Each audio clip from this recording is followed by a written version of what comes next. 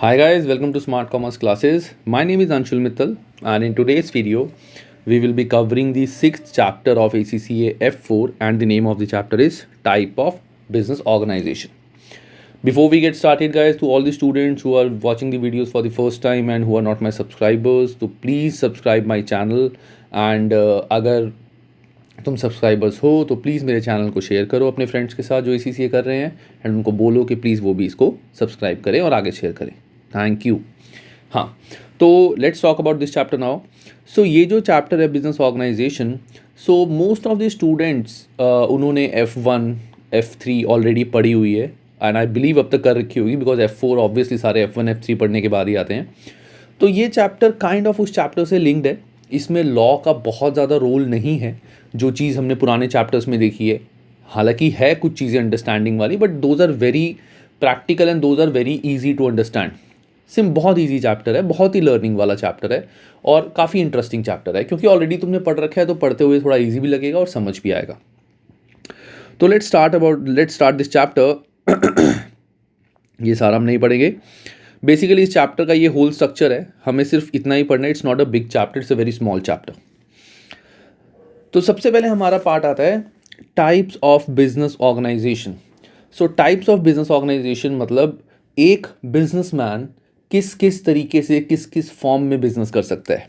Example, अगर वो अकेला, जस्ट वन सेकेंड गाइस, अगर वो अकेला बिजनेस चला रहा है, उसने अपने अंडर एम्प्लॉयज़ रखे हुए हैं, दीज आर एम्प्लॉयज़, और वो अकेला बिजनेस चला रहा है, so that type of business is called, that type of form is called sole trader और sole practitionership, not partnership, प्रैक्टिशनरशिप।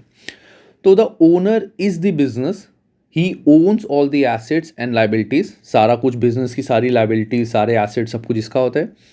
No legal formalities are required to setup a sole trader business.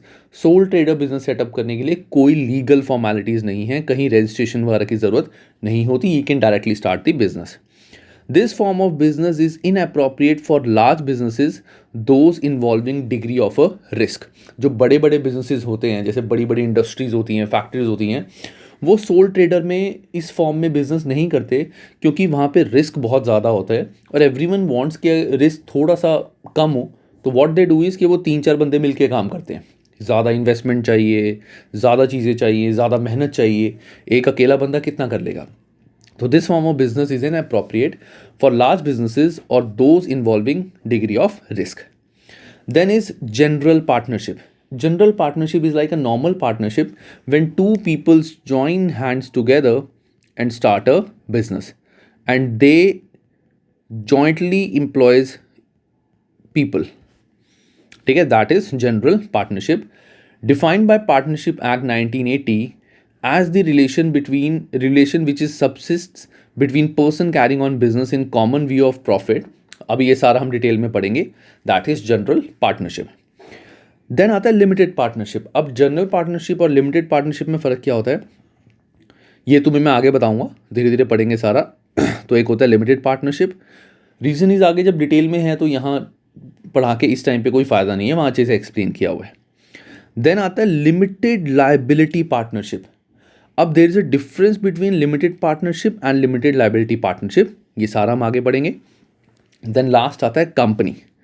So company is a artificial legal person, it's a separate legal entity which basically, इसको मैं simple terms में बताता हूँ कि government की नज़रों में ये एक अलग बच्चा है।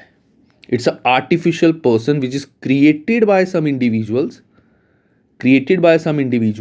but this is the artificial person exist in the eyes of government, that is a company.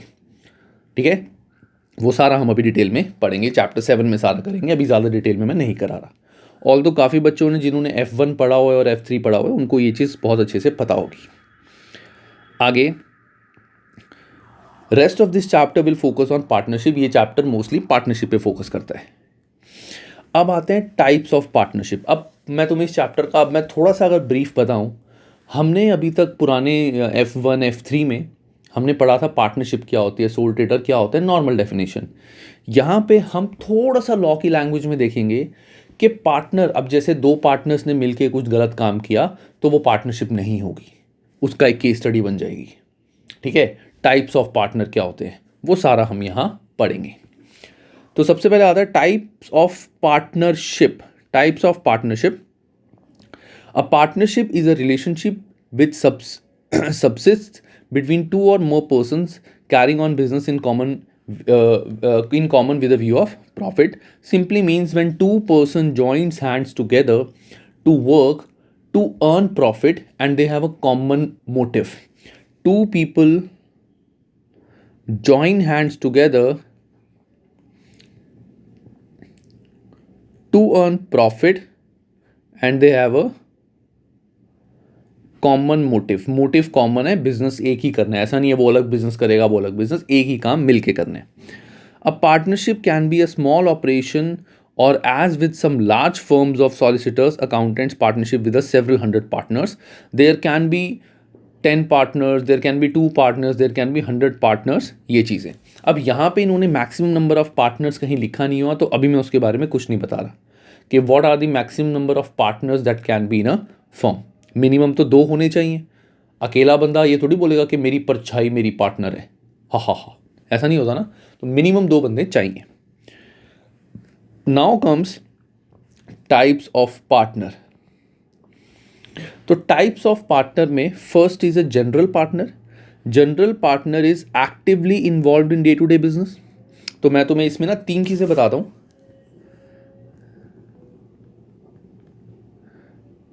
Involvement, liability, इस पे हम पार्टनर्स को डिफाइन करेंगे। तो जनरल पार्टनर वो होता है, मैं थोड़ा ऊपर लिखता हूं इसको, इन्वॉल्वमेंट एंड लायबिलिटी। तो involvement means partner day to day operations में कितना इन्वॉल्व है। लायबिलिटी का मतलब है कि पार्टनर इन केस अगर फर्म डूब गई तो पार्टनर की पॉकेट से कितने पैसे जा सकते हैं। जैसे मैं लायबिलिटी एक बार एक्सप्लेन कर देता हूं सबको। जैसे for example A and B partners हैं, दोनों ने फर्म में 1 लाख डॉलर्स इन्वेस्ट करे। ठीक है, दोनों ने फर्म में 1 लाख डॉलर्स इन्वेस्ट करे एंड बिजनेस चल रहा है, दिस इज अ बिजनेस।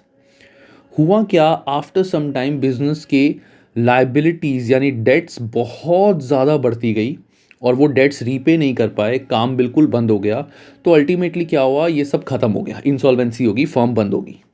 अब जब फर्म बंद हो गई है, फर्म के पास पैसे तो है नहीं पे करने के लिए, है ना। तो पार्टनर्स का पहली बात तो जो अमाउंट उन्होंने बिजनेस में ये 2 लाख डॉलर्स इन्वेस्ट करे हुए थे वो तो इनको कभी वापस आएंगे नहीं क्योंकि फर्म बंद हो चुकी है। एक तो उनका ये लॉस है। दूसरा क्या है, जनरली अगर इन केस पार्टनरशिप में लायबिलिटी बहुत ज़्यादा है, पार्टनरशिप में लायबिलिटी बहुत ज़्यादा है, लेट्स से 6 लाख डॉलर की लायबिलिटी है, सब कुछ करने के बाद पार्टनरशिप में 6 लाख डॉलर्स देने हैं और पार्टनर्स के फर्म में लगे हुए हैं 2 लाख डॉलर्स। तो 2 लाख तो एडजस्ट हो जाएंगे, 2 लाख तो इन्होंने जो पार्टनर्स ने फर्म में लगाए हुए वो एडजस्ट कर लिए। अब बाकी के 4 लाख डॉलर्स का क्या होगा। तो नॉर्मली ये 4 लाख डॉलर्स उनको अपनी पॉकेट से पे करने पड़ेंगे। मतलब ये जो 1 लाख डॉलर्स फर्म में लगाए हुए थे वो तो गए गए, अपनी पॉकेट से इनको 2-2 लाख डॉलर जो भी इनकी प्रॉफिट शेयरिंग रेशो है वो इनको डॉलर्स और फर्म को अपनी पॉकेट से देने पड़ेंगे। So that's why normally in partners की होती है अनलिमिटेड लायबिलिटी। अनलिमिटेड लायबिलिटी मतलब जितना भी पैसा उन्होंने फर्म में लगाया है उसके अलावा कितनी भी लायबिलिटी अगर फर्म की होगी वो इनको अपनी जेब से पे करनी पड़ेगी, दैट इज कॉल्ड लायबिलिटी। तो अनलिमिटेड लायबिलिटी मतलब इनको अपनी पॉकेट से भी पैसे देने पड़ सकते हैं। ठीक है, तो यहाँ पे जो जनरल पार्टनर्स होते हैं इनकी इन्वॉल्वमेंट भी होती है और लायबिलिटी इनकी होती है unlimited. Liability is unlimited. Sleeping partner, sleeping partners take no active part in running the business. इसका कोई इन्वॉल्वमेंट नहीं होती रनिंग बिजनेस में, लेकिन ही इज जॉइंटली और severally liable for the debts and contract of business. इसकी भी liability unlimited होती है। मतलब जॉइंटली और सेवरली मीन जितने भी पार्टनर्स हैं सबको मिलके वो लायबिलिटी पे करनी है। Limited partner in a limited partnership. अब लिमिटेड पार्टनर का मतलब क्या होता है, ही कॉन्ट्रीब्यूट स्पेसिफिक कैपिटल, वो कुछ पैसे फर्म में लगाता है, लायबिलिटी लिमिटेड टू अमाउंट, एक तो इसकी इन्वॉल्वमेंट नहीं होती, इसकी लायबिलिटी होती है limited to a certain amount. इस पार्टनर की लायबिलिटी कुछ सर्टेन अमाउंट तक ही लिमिटेड होती है, इसके ऊपर इसकी पॉकेट से कुछ भी नहीं जाएगा। ठीक है, इसके ऊपर इसकी पॉकेट से कुछ भी नहीं जाएगा। That is limited partner in a limited partnership. अब जैसे फॉर एग्जांपल इस पार्टनर ने फर्म में लगाए थे $1,00,000 और जब इनका कॉन्ट्रैक्ट हुआ था, इनकी पार्टनरशिप हुई थी, इस पार्टनर को बोला गया कि तू फर्म में काम नहीं करेगा, तूने थोड़े बहुत पैसे लगाए हुए, ठीक है, अगर कल को फर्म डूब गई तो तेरी पॉकेट से जो तूने फर्म में लगाया हुआ है 1,00,000 वही वापस नहीं होगा, बाकी कुछ भी तेरे को वापस मिल जाए, मतलब यही पैसा तेरी पॉकेट से जाएगा, इसके अलावा और कुछ भी नहीं जाएगा। जैसे 1,00,000 इसने फर्म में लगाए थे, तो इनकी इसकी जो मैक्सिमम लायबिलिटी होगी वो ये होगी कि कल को अगर फर्म बंद होगी, इसको ये 1,00,000 नहीं मिलेंगे, लेकिन अपनी पॉकेट से इसको कुछ भी नहीं देना। इसको 1,00,000 वापस नहीं मिलेंगे, अपनी पॉकेट से इसको कुछ नहीं देना। लेकिन ये जो पार्टनर्स हैं, इनको तो अगर फर्म में पे करना पड़े तो अपनी पॉकेट से भी पे करना पड़ेगा। सो जब अपनी पॉकेट से अमाउंट नहीं पे करना, that is called limited liability. Then आता है एक सैलरीड पार्टनर। अब salaried partner will receive a fix amount of income, not a real partner unless he also receives a share in profit. वैसे salaried partner को सिर्फ salary मिलती है और कुछ नहीं मिलता, वो कोई पार्टनर एक्चुअली नहीं होता। जैसे हमने वैसे ही किसी बंदे को बोल दिया कि यार तू भी हमारा पार्टनर है, तेरी सैलरी बढ़ा देते हैं, बस। तो that is like a salaried partner. अगर जो फर्म प्रॉफिट कमा रही है, बेसिकली क्या होता है पार्टनरशिप में, जो भी प्रॉफिट फर्म कमाती है वो प्रॉफिट पार्टनर्स में डिस्ट्रीब्यूट होता है। जैसे 4 पार्टनर्स हैं ABCD, या 4 नहीं, चलो 2 करके चलते हैं, ज़्यादा ईजी रहेगा। जैसे 2 पार्टनर्स हैं A एंड B, तुम और मैं, ठीक है, हम दोनों ने कंबाइंड सोचा हुआ है कि जो भी प्रॉफिट या लॉसेस होंगे हम हाफ हाफ डिस्ट्रीब्यूट करेंगे। अब हुआ क्या, फर्म में हमें $50,000 के प्रॉफिट हुए, तो $50,000 के प्रॉफिट हुए वो हम आपस में बांटेंगे। दैट मीन्स $25,000 मुझे मिलेंगे और $25,000 तुम्हें मिलेंगे। तो हमने जो प्रॉफिट बांटे हैं वो आधे आधे करे हैं। This we have done because we are partners. तो सैलरीड बंदे को सिर्फ सैलरी मिलती है, प्रॉफिट नहीं मिलता। अगर उसको प्रॉफिट भी मिलेगा then he will be called a real partner, otherwise he is just a salaried partner. ये हमने पढ़ा टाइप्स ऑफ पार्टनर्स के, फर्म में किस टाइप के पार्टनर्स हो सकते हैं। Now comes type of partnership. Partnership के टाइप्स क्या होते हैं कि 2 बंदे मिलके किस टाइप की पार्टनरशिप कर सकते हैं। So one partnership is general or ordinary partnership. It is governed by partnership act 1980। This is default position if any partnership is not formed under either of the 2 act. अगर इन दोनों से काम नहीं करा तो दिस इज जनरल पार्टनरशिप। जैसे तुमने और मैंने मिलकर सोचा कि हम कोचिंग सेंटर स्टार्ट करते हैं और हमने कल से काम करना शुरू कर दिया, एक पेज पे वैसे ही लिख के हमने सारा अपनी टर्म्स लिख दी, that will be called a general partnership. तो जनरल पार्टनरशिप के केस में हमारी जो लायबिलिटी होगी वो होगी अनलिमिटेड, इन्वॉल्वमेंट हमारी दोनों की पूरी रहेगी, हम दोनों जनरल पार्टनर अगर हुए तो ये चीज़ होगी, ठीक है। सो दिस इज जनरल पार्टनरशिप, ये डिटेल में अभी आगे हम पढ़ेंगे। देन आता है limited partnership, it is governed by this act, ये भी आगे पढ़ेंगे। देन आता है लिमिटेड लायबिलिटी पार्टनरशिप। अब जैसा मैंने तुम्हें कंपनी के केस में बताया था, कंपनी के केस में गवर्नमेंट की नज़रों में एक अलग आर्टिफिशियल बच्चा बन जाता है कंपनी। कुछ लोग मिलके इसको बनाते हैं, that is a company. This is separate legal persons कि गवर्नमेंट अगर कुछ भी इस कंपनी में पंगे होगी तो इनको नहीं पकड़ेगी, वो इसी को पकड़ेगी, आर्टिफिशियल पर्सन को, इनको नहीं पकड़ेगी। अब तुम बोलोगे सर इसको कैसे पकड़ेगी? इट्स अ आर्टिफिशियल पर्सन, इस कंपनी के सारे रिकॉर्ड्स गवर्नमेंट को जाते हैं, ठीक है। तो इसीलिए इसको बोलते हैं हम कंपनी को, it's a separate legal entity. सारी लायबिलिटी सब कुछ इसी की रहेगी, कंपनी बंद हो जाएगी लेकिन इन लोगों के ऊपर कोई बात नहीं आती जिन्होंने कंपनी बनाई होती है, ठीक है। अब तुम बोलोगे कि सर जनरल पार्टनरशिप भी तो सेपरेट लीगल एंटिटी होती है। नहीं, जनरल पार्टनरशिप और limited partnership is not a separate legal entity.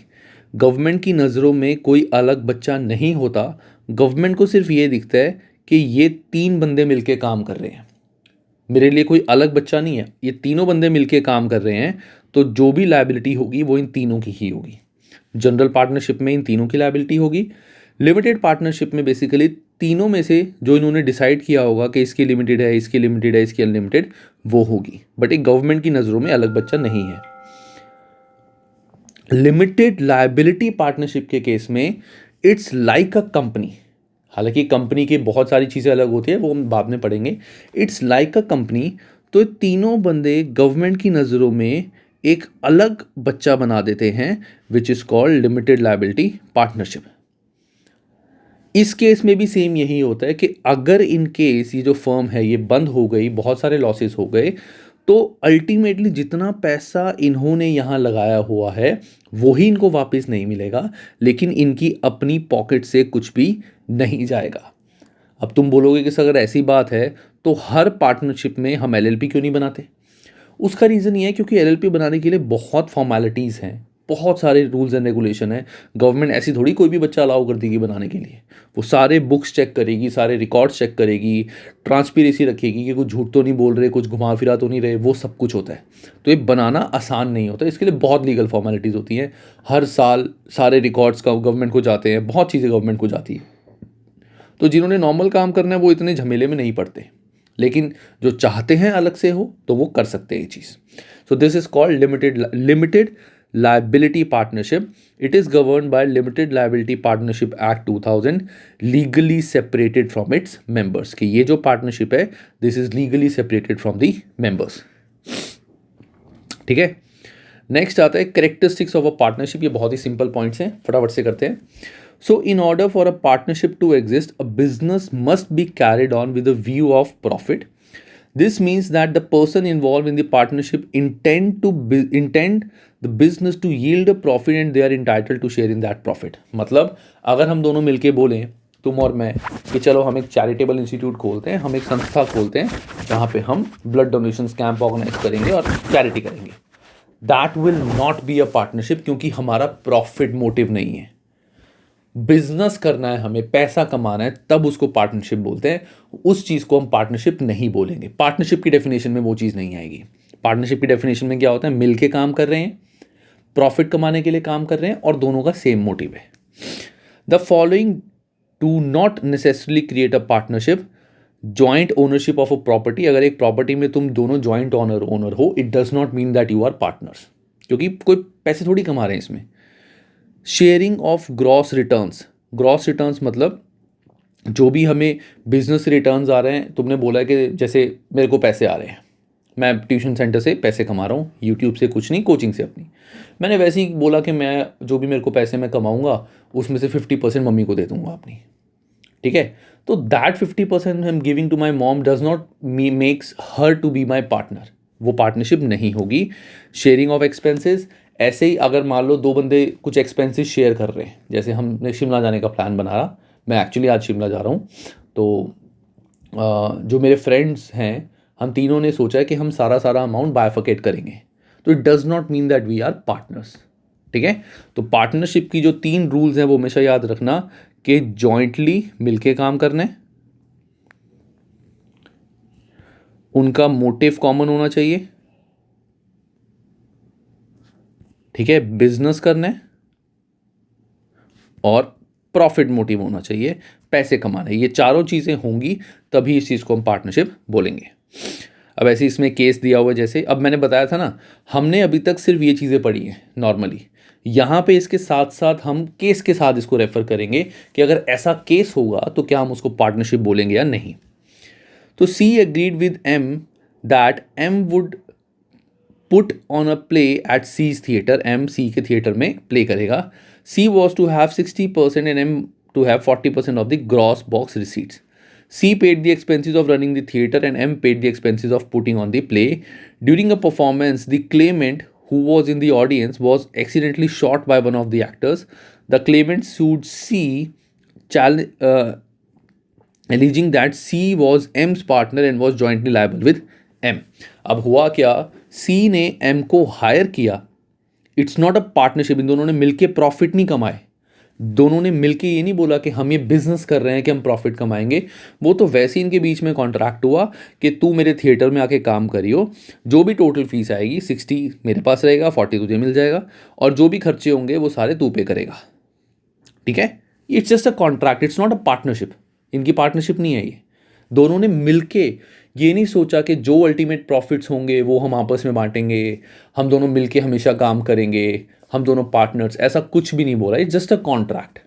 ठीक है, अब ड्यूरिंग द परफॉर्मेंस एम ने किसी को शॉर्ट कर दिया, तो सी was not liable because C was not the partner of M. तो सी was not AIIMS partner because they merely shared gross box receipts only and that's it.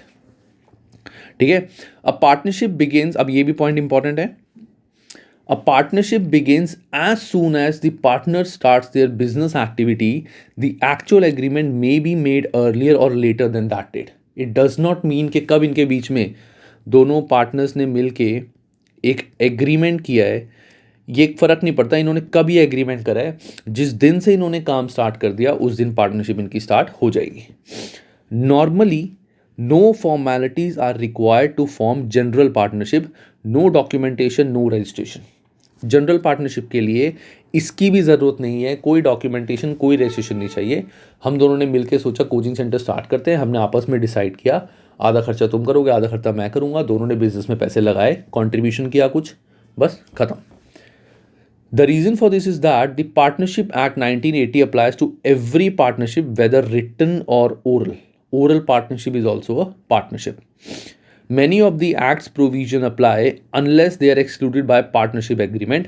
सारे जो भी रूल्स एंड पार्टनरशिप की होती है डिटेल्स, जैसे जो 12th में जिन बच्चों ने पार्टनरशिप पढ़ी हुई है तो वहाँ पे होता है कि अगर डीड ना हो, if partnership deed is not there या डीड इज़ साइलेंट, तो कुछ चीज़ें होती है कि प्रॉफिट इक्वली बढ़ता है, ये सब वो शायद सब बच्चों ने ना पढ़ा हो। तो पॉइंट वो ये कह रहा है कि सारे प्रोविजंस एक्ट के अप्लाई होते हैं डीड में, अनलेस अगर हमने एग्रीमेंट में वो चीज़ लिखी। एग्जाम्पल, नॉर्मली क्या होता है मैं तुम्हें बताता हूँ। नॉर्मली अगर दोनों पार्टनर्स प्रॉफिट बिजनेस कर रहे हैं एंड कुछ नहीं इन्होंने डिसाइड किया, तो प्रॉफिट भी नॉर्मली हाफ हाफ डिस्ट्रीब्यूट होंगे। This is as per act as well कि if nothing is mention regarding partnership, nothing is decided, तो प्रॉफिट्स हाफ हाफ बटेंगे। लेकिन अगर इन्होंने जब एग्रीमेंट बनाया, ये एग्रीमेंट रजिस्टर करने की ज़रूरत नहीं है, वैसे ही एक पेपर पे लिख दिया, और यहाँ पे इन्होंने बोला कि ए और बी को, ए को मिलेगा 2 एंड बी को मिलेगा 1। मतलब अगर इन्होंने $3000 अर्न किए तो 3000 into 2 divide by sum of this 3, यानी 2000 मिलेगा ए को और 1000 मिलेगा बी को। This is distribution of profit. ठीक है, तो अगर इन्होंने डीड में स्पेसिफिकली वो चीज़ एक्सक्लूड कर दी या कुछ और मेंशन करा तो वैसे होगा, अदरवाइज एक्ट के सारे रूल्स अप्लाई होंगे। The Partnership Act 1890 provides that partners shall share profits equally, but in cases where partners contribute different amount of capital, this may not be appropriate and partners will need to agree specific profit sharing agreement with their partnership agreement. Simple मतलब normally होता है कि profit हमेशा equally बढ़ते हैं। ठीक है, अब ए और बी पार्टनर्स थे, इन्होंने पार्टनरशिप स्टार्ट करी, कुछ डिसाइड नहीं किया, तो profits will be distributed equally, मतलब आधा ए को आधा बी को। लेकिन जब बिजनेस स्टार्ट हुआ था तो ए ने जैसे $10 लाख इन्वेस्ट किए थे, बी ने $2 लाख इन्वेस्ट किए थे। तो अगर इतना अमाउंट इन्होंने इन्वेस्ट करा है तो इन दिस केस प्रॉफिट को हाफ हाफ बांटना विल नॉट बी गुड। अगर इन्होंने कुछ भी मेंशन नहीं करा, पैसे लगा लिए, काम स्टार्ट कर दिया, एज पर लॉ तो ऐसे ही बटना चाहिए। लेकिन अगर इन्होंने ऐसे ही चीज़ नहीं करी तो बाद में क्लैशेज हो सकते हैं। हो सकता है साल बाद जब प्रॉफिट आए ए लड़े कि यार देख मैंने 10 लाख लगाए, तूने 2 लाख लगाए, प्रॉफिट आधा आधा बढ़ रहा है, फिर मेरे फायदे पैसे लगाने का फ़ायदा क्या हुआ एक्स्ट्रा, हो सकता है ये बात। तो इसीलिए वैसे इक्वली बढ़ता है, बट अगर पार्टनर्स ने कैपिटल कुछ अलग कंट्रीब्यूट किया है तो वहाँ पे प्रॉफिट शेयरिंग रेशो इनअप्रोप्रिएट रहेगी इक्वली। तो इन दिस केस पार्टनर्स को हमेशा पहले ही डिसाइड कर लेनी चाहिए इनकी प्रॉफिट शेयरिंग रेशो, जैसे किसी इन्होंने 3:1 डिसाइड कर ली या वॉटएवर, ये इनको पहले ही कर लेनी चाहिए, तभी अच्छे से काम होगा। बस ये चीज़ बता रहे हैं यहाँ पे। आगे, a partnership agreement is a contract, जो इनके बीच में मैंने एक रिटर्न एग्रीमेंट होता है, it is a contract. Like any contract it may be expressed oral, written और बाय डीड, और इम्प्लाइड. इम्प्लाइड मतलब if there is no agreement then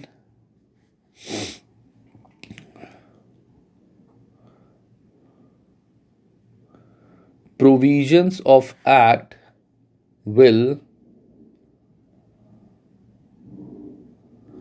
automatically applied. मतलब अगर इनके बीच में कोई कॉन्ट्रैक्ट नहीं हुआ, इन्होंने कुछ भी डिसाइड नहीं किया काम करने से पहले, और कल को इनके बीच में लड़ाई होगी, तो ऑब्वियसली कोर्ट में जाएंगे. तो कोर्ट ने बोला हुआ है कि अगर पार्टनरशिप डीड नहीं है तो जो भी हो प्रॉफिट इक्वली बटेंगे. काम खत्म, बस इक्वली बटेंगे हमेशा. अब इन दिस केस प्रॉफिट जो है वो इक्वली बटेंगे. तो अगर पार्टनरशिप डीड है तो जैसा उसमें उन्होंने डिस्कस किया था वो चीज़. अगर पार्टनरशिप डीड नहीं है तो इन दैट केस जो भी एक्ट में प्रोविजन में लिखा हुआ है वो सारे कंडीशंस इन पे अप्लाई होंगी. क्या लिखा हुआ है एक्ट में वो अभी हमें नहीं पढ़ना, अगर आगे आएगा तो पढ़ लेंगे. The partners are contractually bound by the terms they have agreed even if they conflict in partnership act. मतलब अगर इन्होंने एक एग्रीमेंट बना लिया, इस एग्रीमेंट में लिखा गया प्रॉफिट शेयरिंग रेशो है 3:1, ये हमने ऊपर पढ़ लिया वैसे पॉइंट. लेकिन जो पार्टनरशिप एक्ट बोलता है इसमें ये बोलता है कि अगर डीड नहीं बनी तो सब कुछ इक्वली बटेगा. तो ऑब्वियसली इनके बीच में क्लैश हो गया. एक्ट बोल रहा है 1:1 बटेगा, लेकिन वैसे बटेगा 3:1. सो logic is agreement over rides the act, and agreement over rides the act. अगर इन्होंने एग्रीमेंट में कोई चीज़ लिखी हुई है तो वही चीज़ मानी जाएगी. एक्ट में क्या है वो नहीं चलेगा. अगर एग्रीमेंट नहीं है तो जैसा भी एक्ट में है हमें वो फॉलो करना पड़ेगा. तो जो भी इन्होंने एग्रीमेंट बनाया है पहले उसके अकॉर्डिंग ही काम होगा. एक्ट के रूल्स नहीं चल सकते. कुछ भी लिखा हो इसमें वो ही वही होगा. लेकिन अगर एग्रीमेंट नहीं है तो एक्ट के रूल्स अप्लाई होंगे. ये चीज़ वो बोल रही है. ठीक है. अब आता है limited partnership under limited partnership act. General partnership हमने पढ़ ली. अब आता है limited partnership.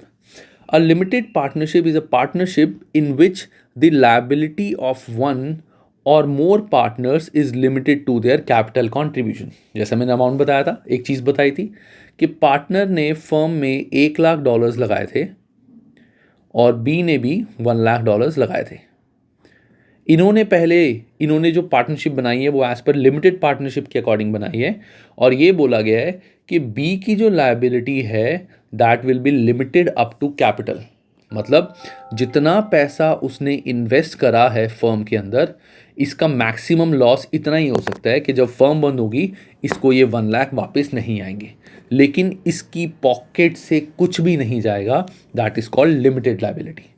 So a limited partnership act is a partnership in which liability of one or more partners is limited to their capital contribution. जितना capital लगाया है maximum उतनी ही liability होगी. मतलब पॉकेट से और नहीं देने, ये पैसे वापस नहीं आएंगे. ठीक है. A limited partnership must fulfil the following conditions. ये कंडीशंस फुलफिल होनी चाहिए. There must be at least one partner with unlimited liability. एक पार्टनर की तो अनलिमिटेड लाइबिलिटी होनी चाहिए. अब तुम बोलोगे सर ऐसा, फिर वो वाला पार्टनर बोलेगा मेरी अनलिमिटेड लायबिलिटी क्यों है. अगर वो भी रखना चाहता है तो जैसे हमने ऊपर पढ़ा था लिमिटेड लायबिलिटी पार्टनरशिप फॉर्म करे, जो गवर्नमेंट की नज़रों में अलग बच्चा होती है. तो अगर तुम चाहते हो कि कुछ पार्टनर्स के लिमिटेड हो तो एक ना एक पार्टनर की अनलिमिटेड लायबिलिटी तो होनी चाहिए. The partnership must be registered with the registrar of companies as a limited partnership. ये जो पार्टनरशिप होती है इसकी प्रॉपर डीड बननी चाहिए और वो डीड रजिस्ट्रार ऑफ कंपनीज में रजिस्टर होनी चाहिए. ठीक है. Limited partners may not participate in the management of the business. If they do they forfeit their limited liability. मतलब जिस बंदे की लिमिटेड लायबिलिटी है जैसे बी की, ये बिजनेस के ऑपरेशंस में इन्वॉल्व नहीं हो सकता. जिस बंदे की लिमिटेड लायबिलिटी है वो बिजनेस के ऑपरेशंस में इन्वॉल्व नहीं हो सकता. ठीक है. और लास्ट, और अगर इन्वॉल्व हो गया तो ये लिमिटेड लायबिलिटी वाला टैग उसका खत्म हो जाएगा. अब तुम बोलोगे कि सर ऐसा कैसे होगा, हमें कैसे पता चलेगा कि वो इन्वॉल्व है कि नहीं है. तो जैसे रजिस्ट्रार ऑफ कंपनीज वाले बंदे कभी रैंडमली रेगुलर चेक कर लेंगे जाके कि वो बंदा ऑफिस में आ रहा है कि नहीं आ रहा, देखने के लिए, ठीक है। Last, a limited partner has no power to bind the firm to contract unlike the unlimited partner, he is not agent of the firm. Limited partner सिर्फ कहने का पार्टनर होता है, सिर्फ कहने का, ना तो ये फर्म के बिहाफ पे कोई कॉन्ट्रैक्ट साइन कर सकता है, ना ये फर्म के बिहाफ पे कोई काम कर सकता है, ना कुछ कर सकता है। अब तुम बोलोगे सर फिर इस पार्टनरशिप में इसको फ़ायदा क्या होगा? इसको ये फ़ायदा होगा, जितने इसने पैसे लगाए हैं प्रॉफिट्स तो फर्म कमाएगी ना, प्रॉफिट्स तो फर्म ने कमानी है, उस प्रॉफिट में इसको शेयर मिल जाएगा, उस प्रॉफिट में इसको शेयर मिल जाएगा। नॉर्मली तो शेयर बढ़ता ही बढ़ता है, तो अब उसको प्रॉफिट भी मिलेगा लेकिन उसको कोई मेहनत नहीं करनी, ठीक है, उसको प्रॉफिट मिलेगा, हो सकता है कम रेशो, ठीक है, समझ आ गया। सो लिमिटेड पार्टनरशिप में जो पार्टनर होता है उसकी लायबिलिटी लिमिटेड होती है, limited to a particular extent, ना वो बिजनेस के ऑपरेशंस में इन्वॉल्व हो सकता है और ना ही उसको वो कोई कॉन्ट्रैक्ट फर्म के बिहाफ पे साइन कर सकता है। उसको जो मिलता है दैट इज ओनली प्रॉफिट में कुछ शेयर, थोड़ा हो सकता है कम मिले but that's the only thing he will get, ठीक है। अब आता है अथॉरिटी ऑफ पार्टनर्स। अब पार्टनर्स की क्या क्या अथॉरिटी होती है पार्टनरशिप में। First is agency relationship. Agency relationship मतलब अगर ये फर्म है, पार्टनरशिप फर्म, और इसके 3 पार्टनर्स हैं और तीनों जनरल पार्टनर हैं, कोई लिमिटेड वाला नहीं है, नॉर्मल पार्टनरशिप है, तो तीनों partners can act as agent of the firm. मतलब एक पार्टनर किसी को कोई भी कॉन्ट्रैक्ट कर सकता है फर्म के बिहाफ पे as a agent. So when enter into a contract to carry out of the business, each partner is acting as a agent of all the partners and firm. एक partner गया, ये contract पे sign करके आ गया, उसमें लिखा होता है पार्टनर और ऊपर इसने अपने साइन कर दिए, ये कुछ भी हो गया, ये साइन कर दिया, दैट मीन्स, और लिखा होता है partner, partner, authorise signatory, authorise signatory, मतलब ये पार्टनर एक ऑथोराइज सिग्नेटरी होता है, इसके साइन मतलब कि पूरी फर्म ने साइन कर दिया, फर्म ये बात अग्री कर रही है, ठीक है। The express authority of a partner is set out in the partnership agreement, implied authority set out in this. मतलब अगर तो इन्होंने पार्टनरशिप एग्रीमेंट में लिखा हुआ है कि 3 पार्टनर्स में से जब तक मिनिमम 2 अग्री नहीं करते, मिनिमम 2 वो कॉन्ट्रैक्ट साइन नहीं करते, तब तक उसको हम अलाउ नहीं करेंगे। या फिर इन्होंने बोला हुआ है कि सिर्फ ए और सी साइन कर सकते हैं, बी साइन नहीं कर सकता, कुछ भी लिख सकते हैं पार्टनरशिप में, मतलब उन्होंने कुछ भी डिसाइड करा हुआ है ऑलरेडी और पार्टनरशिप डीड में लिख दिया। अब पार्टनरशिप डीड तीनों के पास होती है, तीनों अग्री करते हैं और साइन करते हैं, दैट मीन्स तीनों उस बात से अग्री कर रहे हैं। तो तीनों ने ये डिस्कस करा कि ए और सी ही सिर्फ साइन कर सकते हैं कॉन्ट्रैक्ट पे, बी नहीं कर सकता। सो जैसा डीड में लिखा हुआ है वैसा चलेगा, और अगर डीड नहीं है तो एज पर पार्टनरशिप एक्ट 1890 चलेगा, जो इम्प्लाइड है, जो उसमें लिखा हुआ है। जैसे मैंने बताया था ना, अगर तो डीड है तो डीड फॉलो करेंगे, अदरवाइज जो एक्ट में लिखा हुआ है। अब एक्ट में क्या लिखा हुआ है?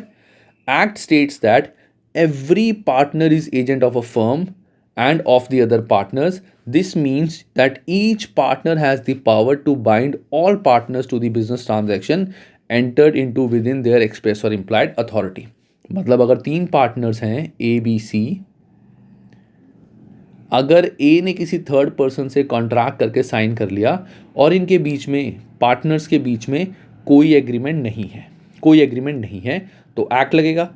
एक्ट ये कहता है कि कोई भी पार्टनर अगर एग्रीमेंट पे साइन करता है तो that is binding upon all the partners, सारे पार्टनर्स को वो फॉलो करना पड़ेगा, एज पर एक्ट ये लिखा हुआ है, ठीक है। That is agency relationship. इसके बाद आता है इम्प्लाइड अथॉरिटी। अब under section 5 every partner is presume to have implied authority to, मतलब एक पार्टनर, अगर तो पार्टनरशिप एक्ट में कुछ नहीं लिखा हुआ तो एज पर एक्ट क्या क्या अथॉरिटी होती हैं पार्टनर की। अगर एग्रीमेंट नहीं है तो एक्ट चलेगा। एक्ट में पार्टनर्स के पास क्या क्या अथॉरिटी है, तो पहला, टू सेल फर्म्स गुड, वो अपने नाम पे साइन करके गुड्स के फर्म बेच सकता है, गुड्स के फर्म नहीं, फर्म के गुड्स बेच सकता है, मैं क्या बोल रहा हूँ। Next, buy goods necessary for and usually employed in the business, कि बिजनेस में जो भी हम स्टॉक परचेज करते हैं वो अपने नाम पे परचेज कर सकते हैं। Receive payment of debts due to firm, अगर फर्म को कहीं से पैसे आने हैं तो वो अपने नाम पे पैसे ले सकता है एज अ पार्टनर। ठीक है। एंगेज एम्प्लॉयज़ को हायर कर सकता है, उनको जॉब दे सकते हैं। Employ a solicitor to act for the firm in defence of a claim और परज्यूएंस ऑफ अ डेट, अगर इन केस फर्म के अगेंस्ट कोई भी कोर्ट केस हो गया तो कोर्ट केस में जो भी हमारा एडवोकेट जाएगा वो ये एडवोकेट हायर कर सकता है। ही कैन हायर एडवोकेट और solicitor to act for the firm, कि तुम जाके कोर्ट में हमारी फर्म का केस लड़ो। हर पार्टनर के पास ये राइट है। ऐसा नहीं है कि सभी पार्टनर्स को साइन करने हैं, एक भी पार्टनर ने उसको बोल दिया कि I am allowing you, that means वो ये चीज़ कर सकता है। ये हर पार्टनर की अथॉरिटी है as per the partnership act. 4 partners हैं, 1 2 3 4, एक्ट में लिखा हुआ है। ये अकेला भी अगर फर्म के गुड्स बेच सकता है, ये अकेला पेमेंट रिसीव कर सकता है, कोई भी पार्टनर इनमें से any of them. Engage employees और हायर अ सॉलिसिटर। अब आता है ट्रेडिंग पार्टनरशिप्स। अब ट्रेडिंग पार्टनरशिप्स क्या होती है guys, hold on a second. So trading partnership is the above implied powers apply to both trading and non-trading partnership. Partners in a trading partnership have additional powers such as to borrow money. In order to be acting within the implied authority, the individual partners must be acting within the usual scope of partnership powers in particular business concerned. Trading partnership, अब इसको और detail में करते हैं। Let's see the case study and उसके बाद देखते हैं, कुछ कंक्लूजन निकालते हैं। P&G entered into a partnership to let lock up garages and repair cars. ठीक है। P ran the business and G was a sleeping partner. Sleeping partner मतलब ये actively involved firm में नहीं होता, सोता रहता है, ये घर पे सोता रहता है, फर्म में आके काम नहीं करता, प्रॉफिट इसको मिलता है, ये पैसे इन्वेस्ट करता है and he can sign the contracts as well. सिर्फ ये है कि ऑफिस नहीं आता।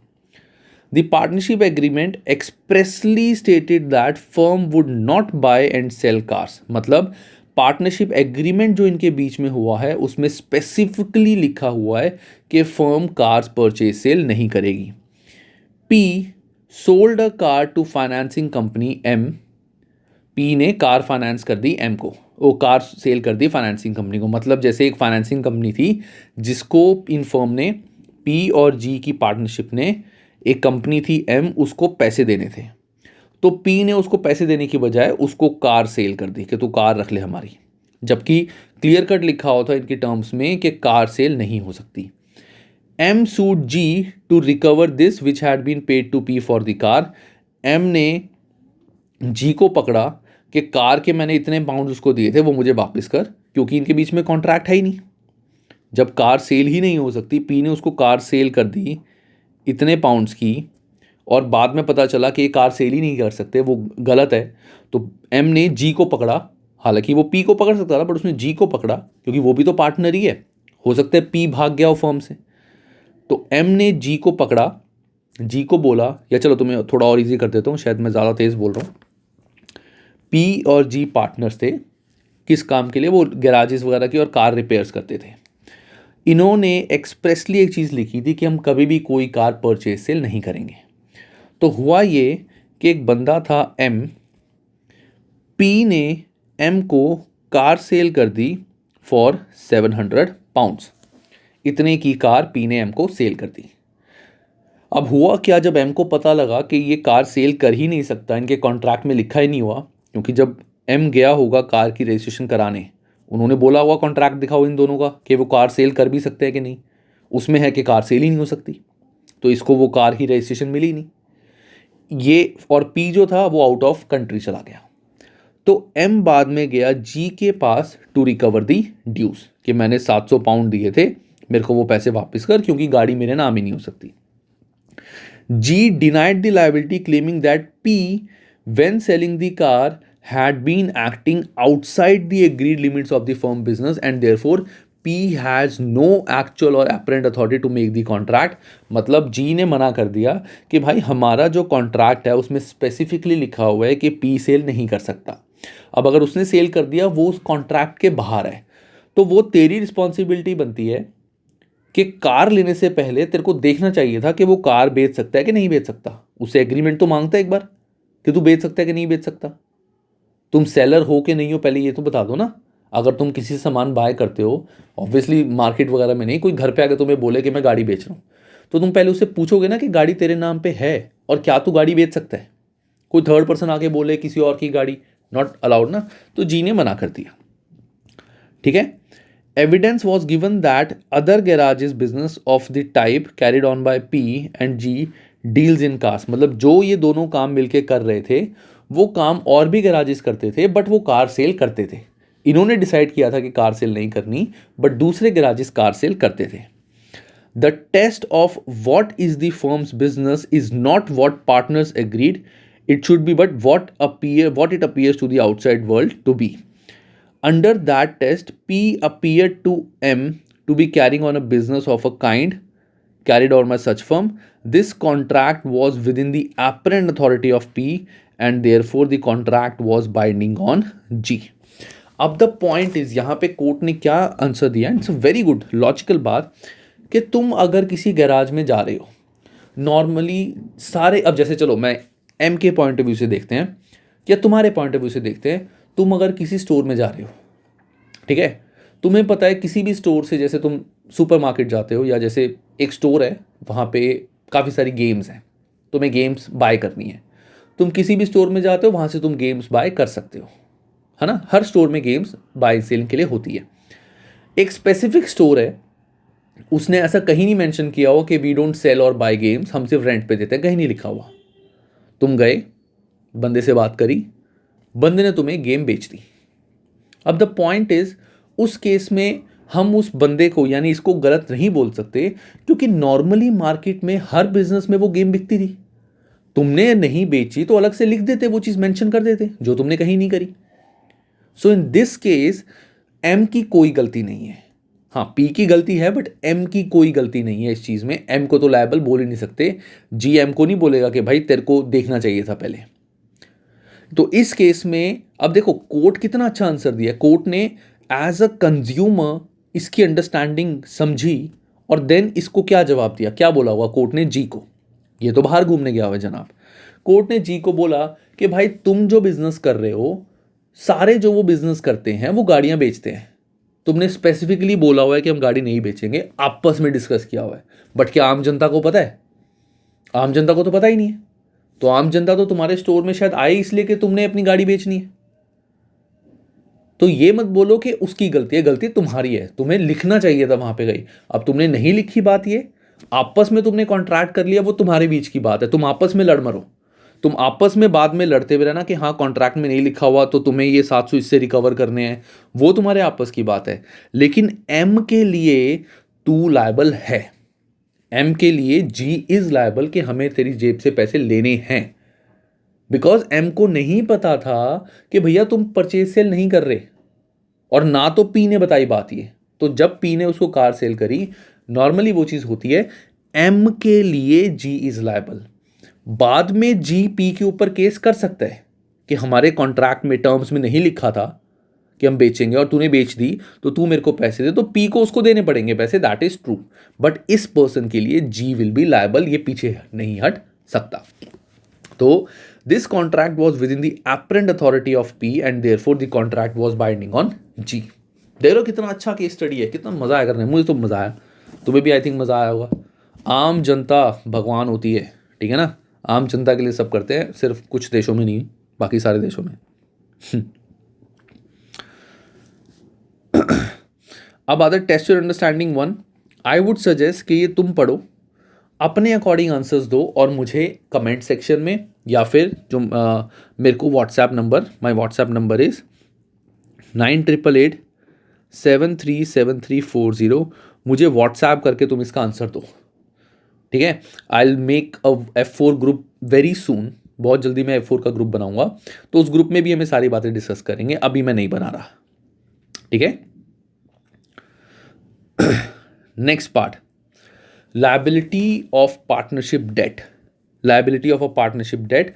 अब पार्टनरशिप की जो डेट्स होती हैं उसमें किसकी क्या लायबिलिटी होती है। So is there liability in a contract, कि अगर कोई कॉन्ट्रैक्ट है क्या उसके अगेंस्ट लायबिलिटी होती है? Yes, of course, the firm is liable for contract made by a partner if he was acting within the express or implied authority. अगर वो पार्टनर उनके बीच में टर्म्स हुआ था कि वो साइन कर सकता है तो भी फर्म लायबल होगी, और अगर अग्रीमेंट नहीं था तो एक्ट के अकॉर्डिंग लिखा हुआ है कोई भी पार्टनर साइन कर सकता है, कॉन्ट्रैक्ट कर सकता है, तो फर्म लायबल होगी. The firm is not bound by implied authority of a partner if, अगर फर्म बाउंड कब नहीं है, जब थर्ड पार्टी को पता है कि partner has no express authority. अगर थर्ड पार्टी को पता है कि पार्टनर के पास कोई अथॉरिटी नहीं है साइन करने की, फिर भी तुम मुझसे कॉन्ट्रैक्ट धक्के से करवा रहे हो, so then you will not be getting claim. तब फर्म की लायबिलिटी नहीं है.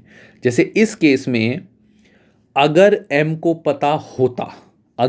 पता होता कि पी कॉन्ट्रैक्ट नहीं कर सकता, इन्होंने लिखा हुआ है प्रॉपर कि हम गाड़ी परचेज सेल नहीं करेंगे, फिर भी पी ने बोल दिया, तब एम लायबल माना जाता और जी से वो पैसे रिकवर नहीं कर सकता था.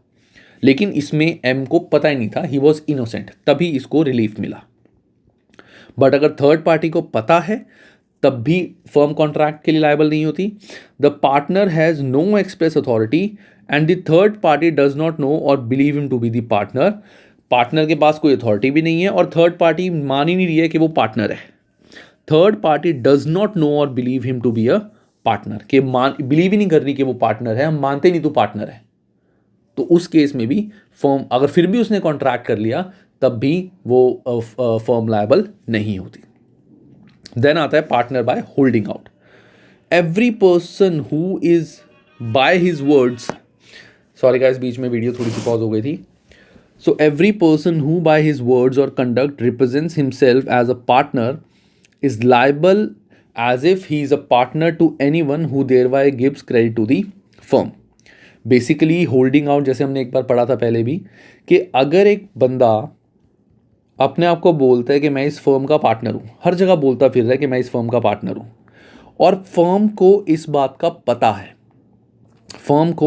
पता है कि ये बंदा हर जगह अपने आप को पार्टनर बोलता फिर रहा है, एंड फर्म उस पर इशू आर्ग्यू नहीं कर रही है, फर्म कोई आर्ग्यू नहीं कर रही है, firm is allowing him to say, मतलब वो फर्म के ऑफिस में बैठ के बोल रहा है कि मैं पार्टनर हूँ. जैसे एक बंदा जॉब करता है, वो सबको बोलता फिर रहा है कि मैं इस फर्म का पार्टनर हूँ, और लोग अग्री भी कर रहे हैं कि यार ऑफिस में बैठ के बोल रहा है, सारे सीनियर्स के आगे आके बोल रहा है, किसी ने कुछ बोला नहीं, तो उनको भी विश्वास करना पड़ेगा ना कि वो पार्टनर है. तो that partner will call partner by holding out. In this case जो कॉन्ट्रैक्ट इसने भी करे हैं वो सारे कॉन्ट्रैक्ट्स भी वैलिड माने जाएंगे. Every person who by his words और conduct represents himself or knowingly allowing himself to be represented as a partner is liable as if he is a partner to anyone who thereby gives credit to the firm. ठीक है. Case G went to Cornwall to discuss the possibility of investing in a tin mine belonging to X. Nothing came out of the discussion, but while G was in Cornwall, he was introduced by X to M as a gentleman down from London, a man of capital. M later gave X credit believing that he was in partnership with G.